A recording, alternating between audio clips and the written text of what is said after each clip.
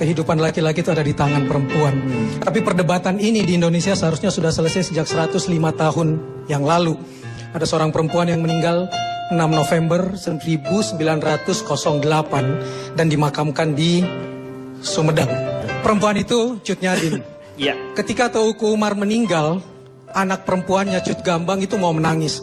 Sebagai ibu dia cuma mengatakan satu. Perempuan Aceh pantang meneteskan air mata untuk seorang yang mati syahid. Itu sebagai ibu. Sebagai perempuan di fora publik, di medan pertempuran dia mengatakan, kami memang hancur, tapi tidak pernah ada kata menyerah. Perjuangan dia kemudian digambarkan oleh penulis laki-laki dari Belanda yang menggambarkan kekuatan perempuan Indonesia. Wanita Aceh gagah dan berani merupakan perwujudan lahiriah yang tak kenal menyerah, yang setinggi-tingginya. Dan apabila mereka ikut bertempur, maka akan dilakukannya dengan energi serta semangat berani mati yang kebanyakan lebih dari kaum lelaki. Bahwa tidak ada bangsa yang lebih pemberani dan fanatik seperti bangsa Aceh, dan kaum wanita Aceh melebihi kaum wanita bangsa dimanapun.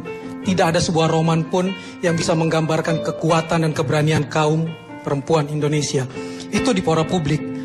Di dalam, seperti dikatakan oleh Calonton sama Rossi, siapa bilang di dalam rumah tangga perempuan tidak punya nilai, bahkan nilai ekonomis.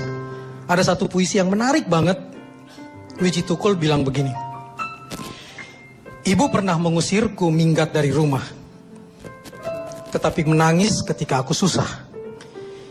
Ibu tak bisa memejamkan mata ketika adikku tak bisa tidur karena lapar.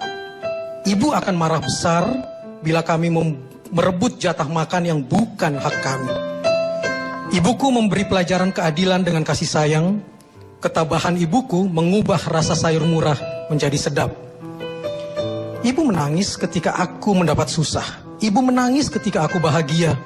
Ibu menangis ketika adikku mencuri sepeda. Ibu menangis ketika adikku keluar penjara. Ibu adalah hati yang rela menerima, selalu disakiti oleh anak-anaknya. Penuh maaf dan ampun, kasih sayang ibu adalah kilau sinar kegaiban Tuhan yang membangkitkan haru insan. Dengan kebaikan, ibu mengenalkan aku kepada Tuhan. Kuncinya, perempuan di dalam atau di luar rumah bukan objek limpahan keputusan laki-laki, tapi perempuan juga subjek pembuat keputusan. Makasih. Jadinya transplantasi dan jual beli organ tubuh manusia. Ada hukum formal yang mengatur, ada aturan agama yang menggariskannya. Jelas tegas misalnya tidak boleh dilakukan dengan zalim. Membunuh dan menjual orang untuk diperjualbelikan organnya dan berbagai tindakan kebatilan dan memudaratkan lainnya. Pidana 10 tahun penjara plus denda 1 miliar. Di sisi lain, transplantasi organ tubuh untuk menyelamatkan kehidupan orang lain juga tersaji di depan mata. Ada yang ikhlas mendonorkan organnya tanpa pamrih. Pak Dahlan Iskan contohnya, yang menerima transplantasi liver dan membiayai seorang jurnalis untuk juga transplantasi liver. Terlepas dari soal pro kontra, izinkan untuk mendeskripsikan apa yang tadi diucapkan oleh Jarwo Kuat. Ada seorang anak yang sangat benci kepada ibunya. Begitu besar kebencian yang dirasakannya bukan karena ibunya jahat dan tidak perhatian kepadanya, tapi semata karena mata ibunya cacat sebelah. Ketika sekolah dasar, sang anak sering diejek teman-temannya dengan sebutan anak si buta. Pernah suatu ketika si ibu memanggil dan tersenyum kepadanya ketika dia sedang berkumpul dengan temannya. Bukan sebuah senyum yang didapatkan si ibu, tetapi sumpah serapah yang dilontarkan sang anak. Sang anak berkata di depan ibunya bahwa dia benci ibunya karena ibunya buta, dan dia ingin ibunya mati saja. Tahun berganti, sang anak telah memiliki keluarga sendiri, dan selama itu ia tidak pernah lagi mau tinggal dengan ibunya.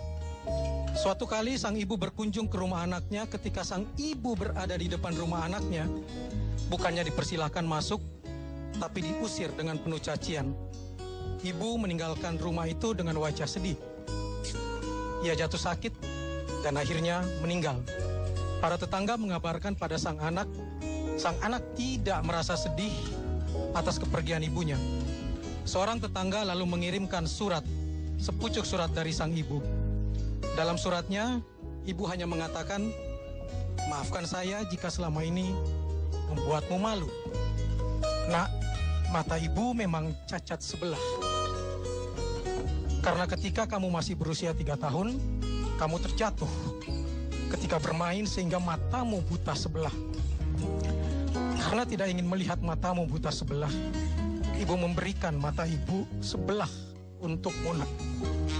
Ibu tidak peduli harus kehilangan sebelah mata demi kamu agar kamu tetap sempurna. Di akhir surat, sang ibu mengatakan bahwa dia begitu mencintai sang anak dan ingin sekali memeluk sang anak. Yang dia bayangkan ketika anaknya tergolek jatuh dan kehilangan sebelah mata. Tercekat kerongkongan sang anak ketika membaca dan tak kuasa butiran air mata mengalir dari sudut matanya. Dadanya sesak dipenuhi perasaan haru dan bersalah teramat dalam. Semua orang ingin sempurna dan manusia memang makhluk paling sempurna di mata Sang Khalik. Tapi bila ada yang tak sesempurna diri kita, tak ada hak bagi kita untuk mencela atau menjauhinya. Karena bisa jadi kita ini sempurna karena bantuan sosok yang kita anggap tidak sempurna itu. Kita sempurna karena ada yang berkorban untuk kesempurnaan kita.